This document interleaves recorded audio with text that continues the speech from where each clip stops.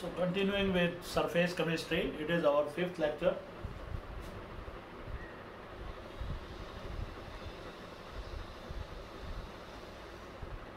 Question number 1 is,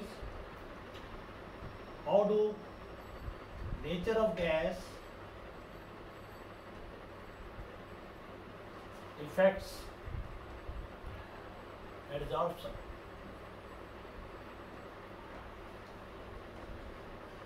It has been seen that more easily liquefiable gases, they can adsorb more easily as compared to the so-called permanent gases like nitrogen, oxygen and hydrogen. The easily liquefiable gases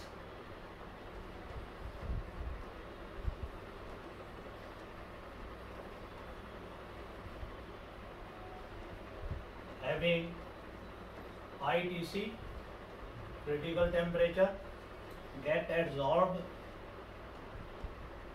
easily because they are capable of forming van der Waals forces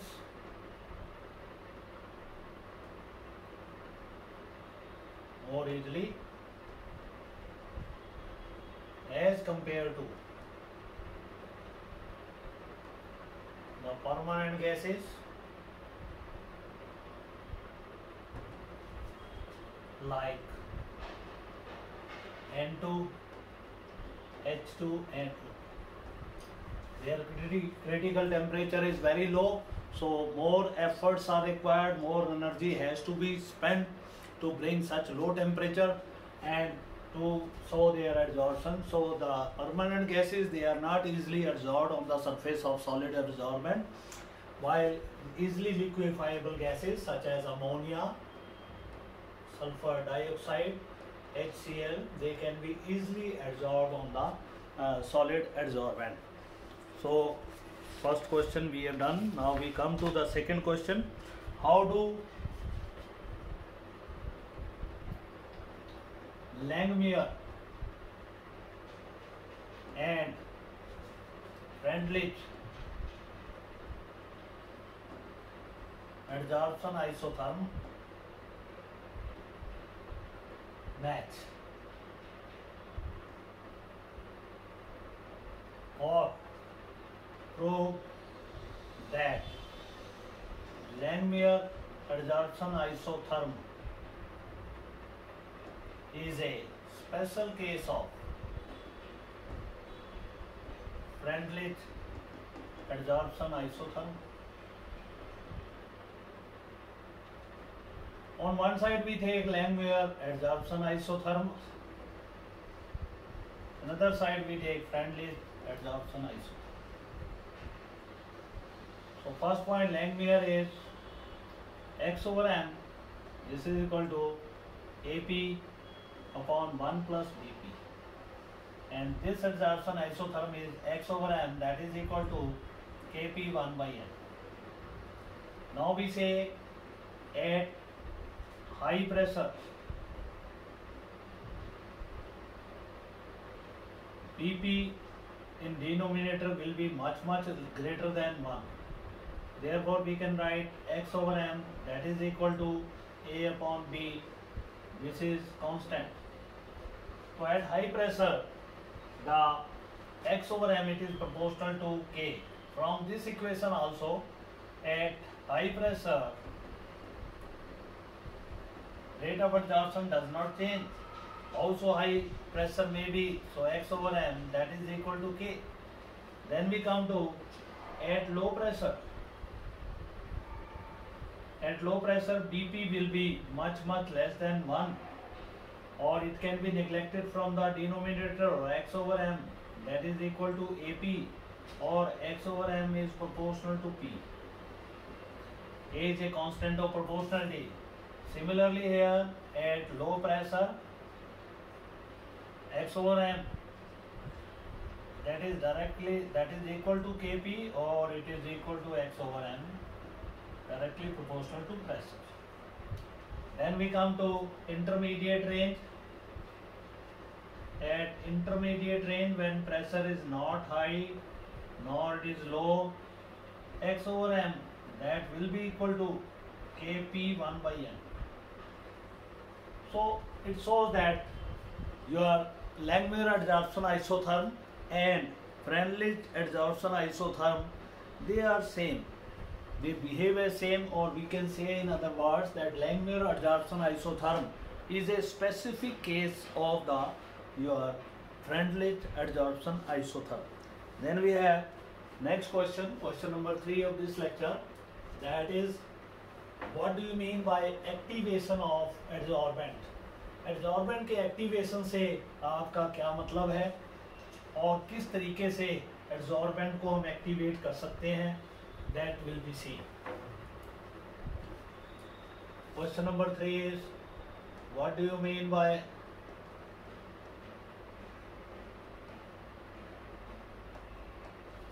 activation of adsorbent?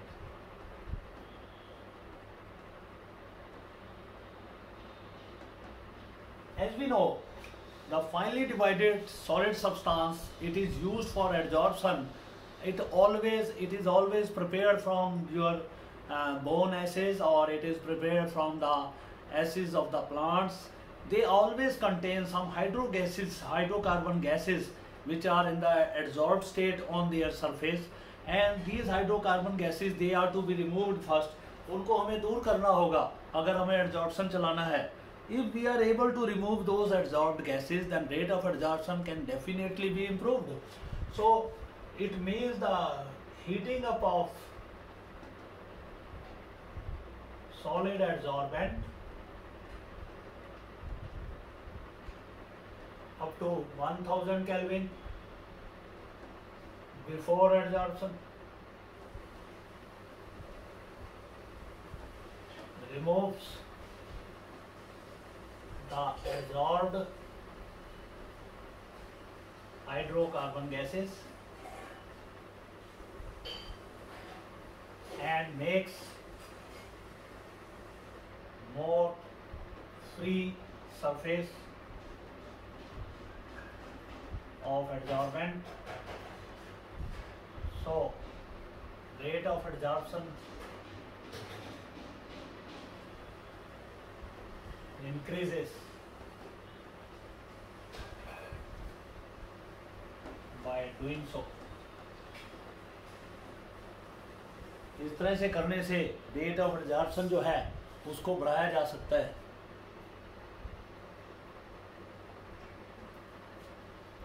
Then we know that charcoal, when used as an adsorbent, it is heated up to 1000 Kelvin before subjecting to adsorption. 1000 to 1300 Kelvin पे गर्म करके adsorbed gases they are removed and rate of adsorption can be increased. Then we have,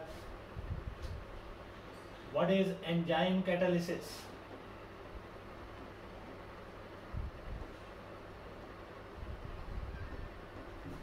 Give some characteristics of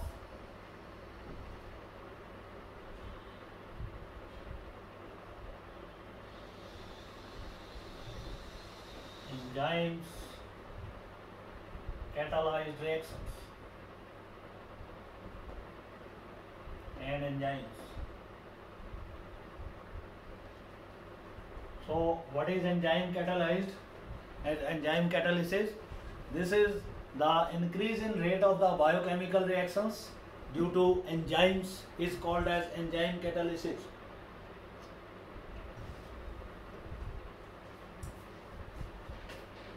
So the increase in rate of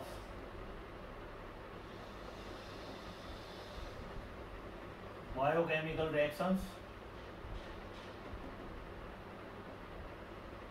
by proteinaceous substances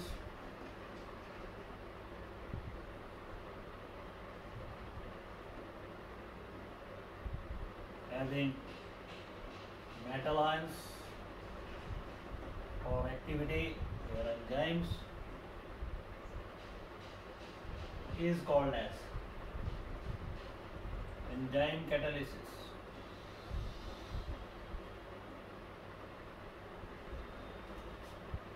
Now most of the enzymes,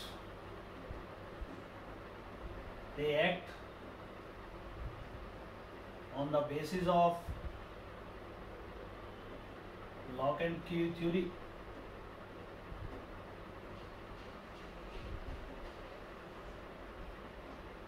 This is enzyme, this is substrate, they combine together to form enzyme substrate complex. Later on, enzyme separates, breaking the substrate into product. Now, what are the characteristics of enzyme catalyzed reactions?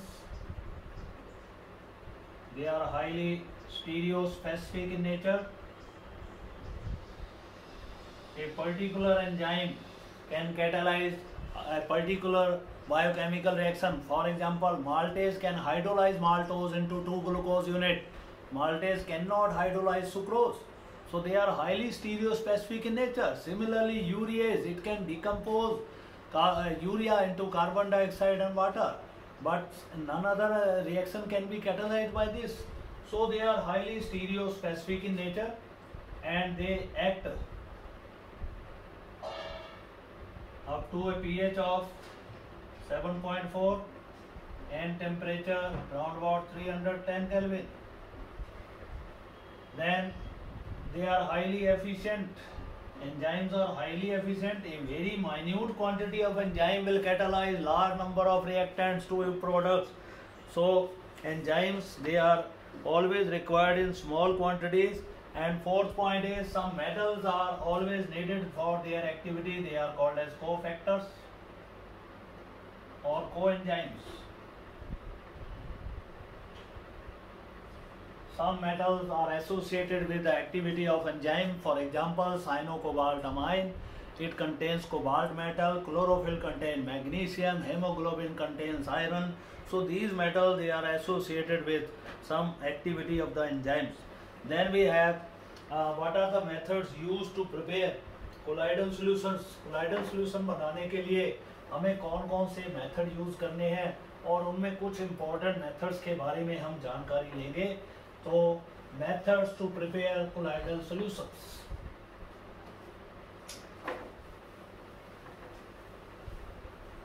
Our next question is, give some methods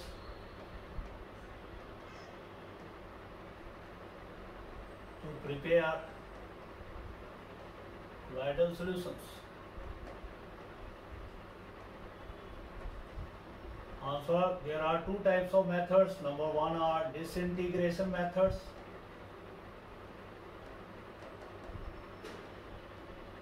इसमें तीन तरह के method हैं, ब्रैडिक्स, arc method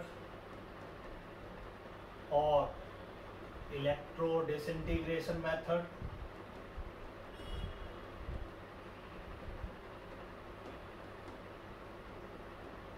Second is mechanical disintegration, colloidal mill method.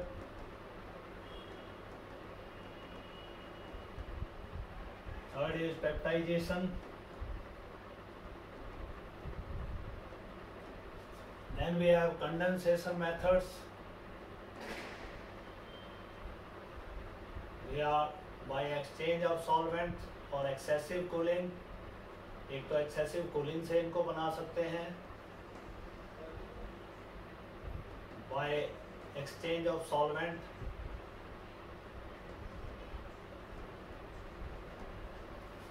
So these are the physical methods. Then we have chemical methods. इसमें आपने abbreviation याद रखनी, DHRO. These are four methods. Number one is double decomposition.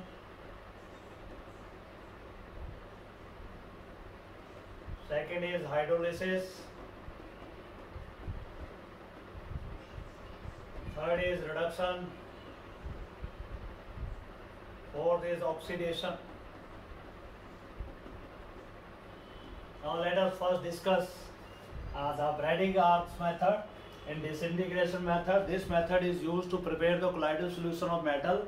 The metal whose colloidal solution has to be prepared, its two rods, just like electrode, they are taken and they are suspended in the cold dispersion medium.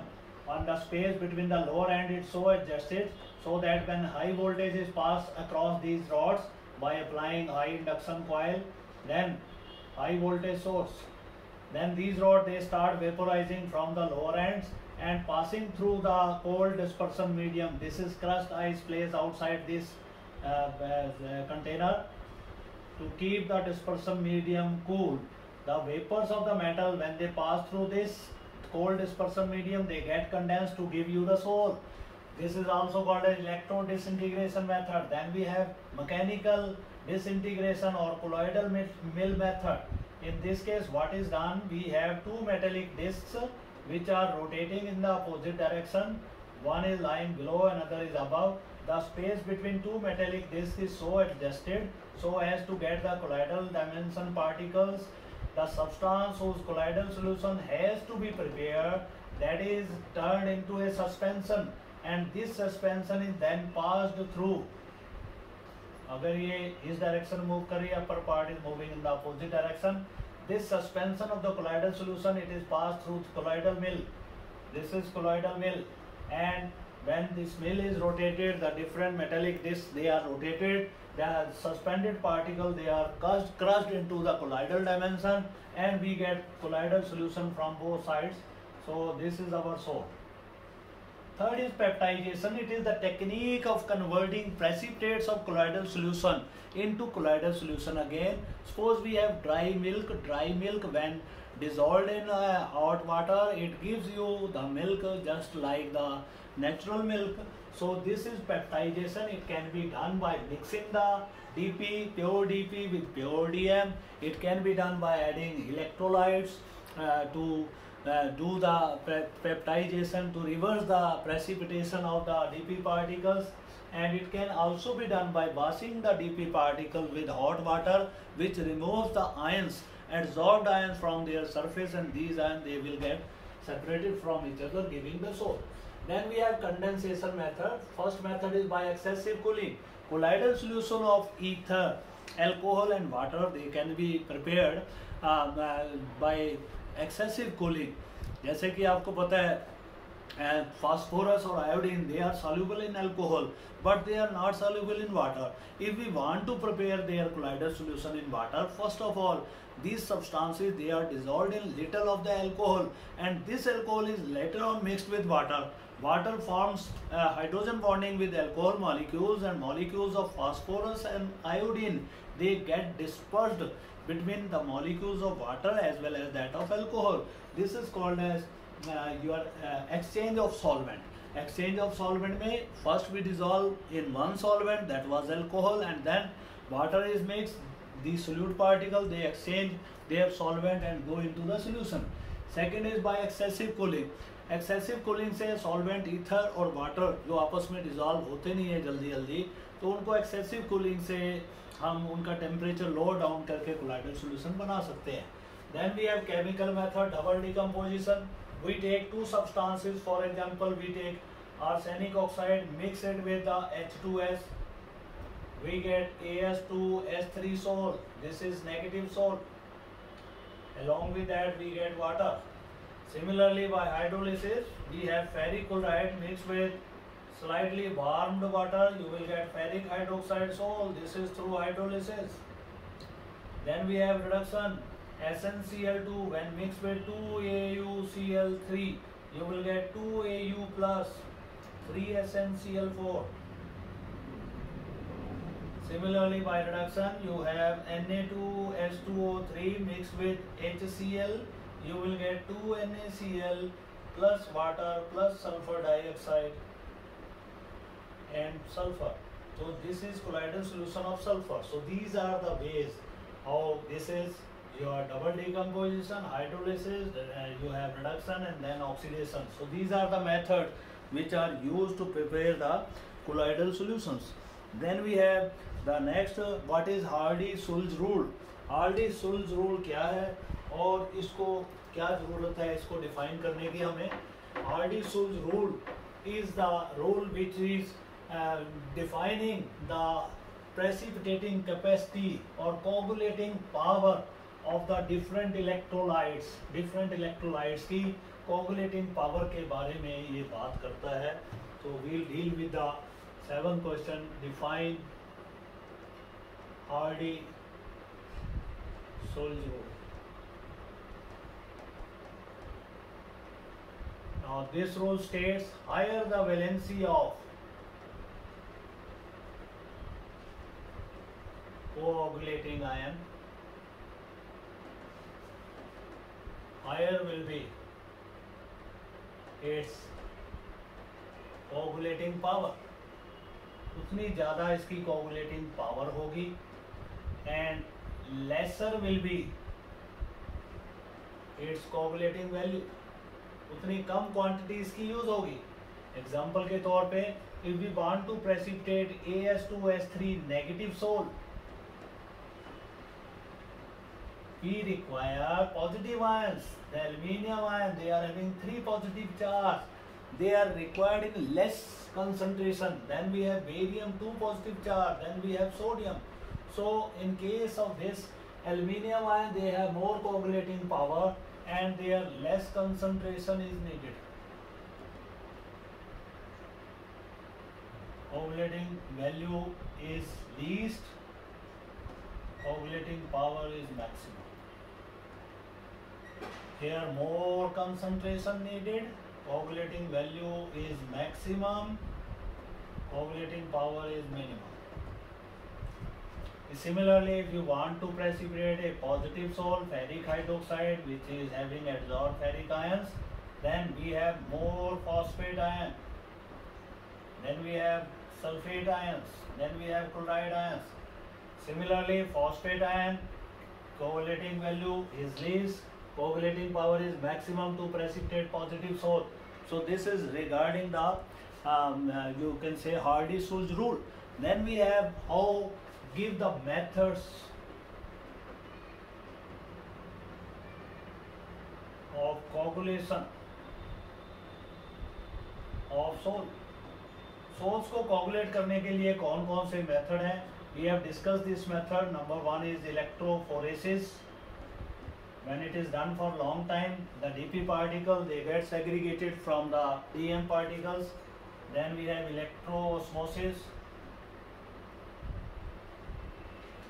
Third, we have ultrafiltration,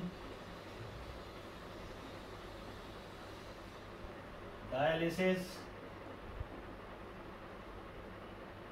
electrodialysis,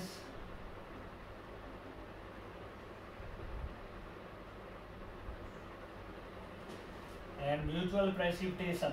If we mix negative and positive sol, they will mutually neutralize charges of each other. If we mix negative sol with positive sol, ferric ion will remove as sulfide ion, forming ferric sulfide, and when ferrous sulfide is produced, these two sols, when their adsorbed ions get removed, they will get precipitated. This is called as mutual precipitation of the colloidal solutions. Then we have very important question, define protective colloids and gold number.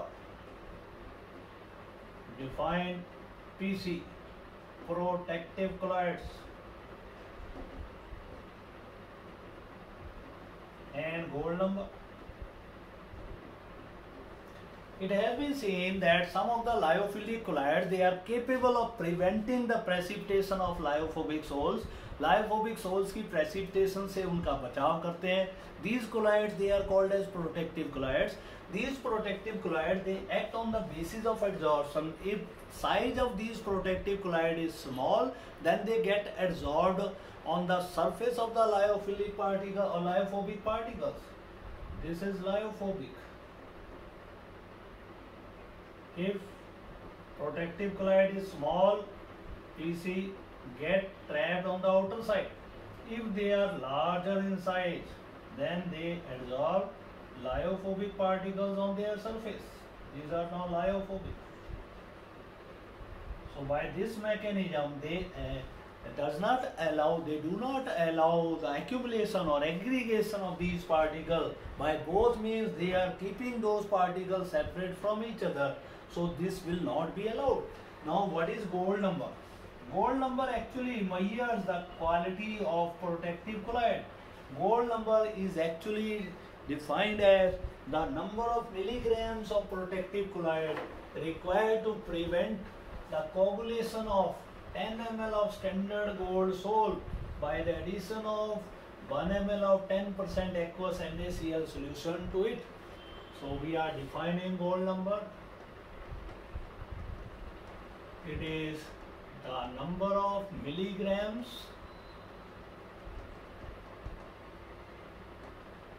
of protective colloid required to prevent the precipitation of 10 ml of standard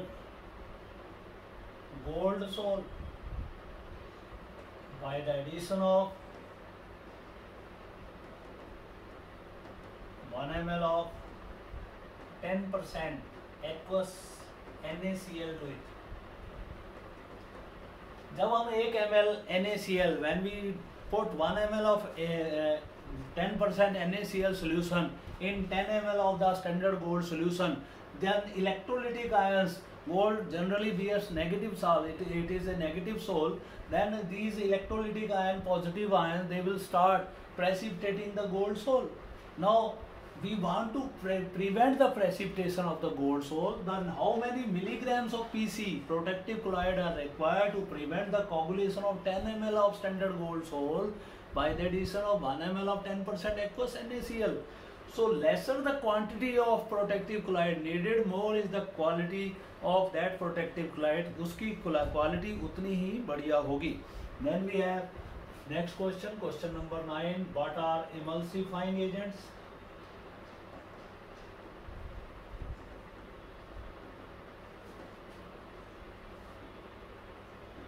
What is emulsification and demulsification?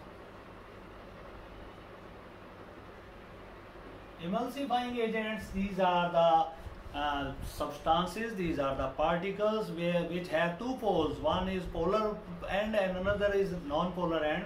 For example, soap and detergent, they have polar and non-polar ends. These agents, when they are put in a mixture of oil and water, which are not mixable into each other, they get concentrated on the interface of the oil and water, and they lower the surface tension of both the liquids, and they form an association. They act as a intermediate between these two parties, and they bring together the two parties. So emulsifying agent, it forms a stable emulsion with oil and water. One side you are having oil, another side you are having water. They are not miscible into each other. Then comes the emulsifying agent. The polar and non-polar end are forms association with oil, and polar end, soap or detergent ka, it form association with water, so it form a stable emulsion. When after applying detergent or soap on the dirty fabric, it forms soap forms an association with dirt and water. When fresh water is poured over that dirty cloth, which is having now a stable emulsion, this emulsion washes away and our fabric becomes clear. Similar is the action of cleansing action of the soap, cleansing action of the detergent, cleansing action of your toothpaste. दांतों से dirt को toothpaste भी इसी तरह से remove करता है. एक स्टेबल इमल्सिफाइंग एजेंट उसमें रहता है जो दांतों के डर्ट के साथ और जो पानी हम ले रहे हैं कुल्ला करने के लिए, that it forms a stable emulsion with water and dirt, and our teeth get cleaned during washing. Then we have emulsification, preparation of emulsion from oil and water by adding emulsifying agent. Emulsification is the separation of oil and water from stable emulsion. It can be done by excessive cooling. मान लीजिए milk में से fat, we have to separate fat from water in the milk. Keep it in the freezer, you will find that some fat particles, they get coagulated, they are coming up, and watery liquid that will remain behind. It can also be done by adding alcohol to the oil water mixture. Alcohol will dissolve one of the content and will leave another content that will also destabilize the emulsion, because it will destroy emulsifying agent. Similarly, by adding acid, that will also destroy the emulsifying agent and will uh, break the emulsion in this way. Then we have give some important uses of emulsions. We know there are number of uses of emulsions. Number one is cleansing action of soaps,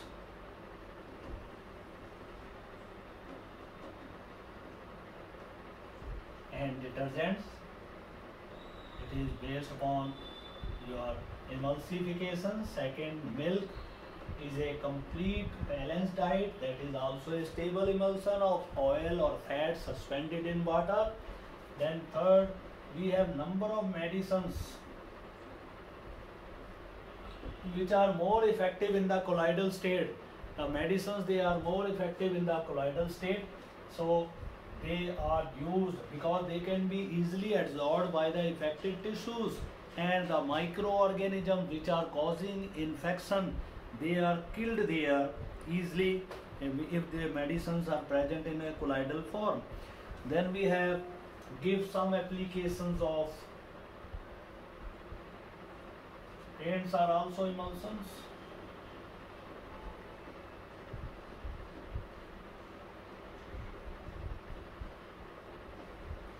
Then we have give list out some applications of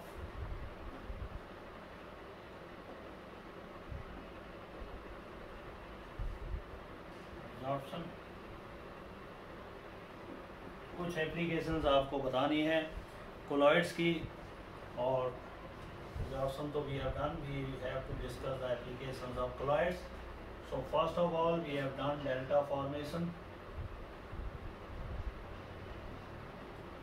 Second is sewage disposal of big cities, that is done through the, you can say, electrophoresis, by passing electric current through the sewage taken in the tanks. Then we have chrome tanning. Particles, they are dipped in the chromate solution. When boiled, the chrome layer is formed. Chromate की layer जो है, that is formed on the surface of iron articles, and as soon as this layer is there, it prevents rusting of that layer. उसकी rusting से उसका बचाव करती है. Then we have smoke precipitation.